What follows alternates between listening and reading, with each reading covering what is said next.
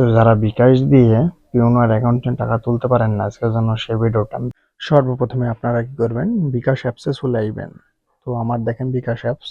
তো আপনাদের যাদের বিকাশ অ্যাপস না, তারা প্লে স্টোর থেকে ডাউনলোড করতে পারেন। আমি বিকাশ অ্যাপসে চলে আসলাম, লগ ইনে ক্লিক করলাম। আমি নাম্বার দিচ্ছি, এখানে পরবর্তীতে ক্লিক করি।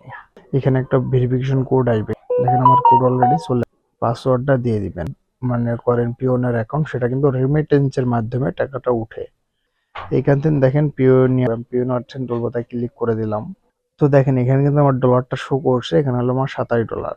তো এইখানে একটা ক্লিক করবেন, আমি $27.23 দিয়ে দিলাম।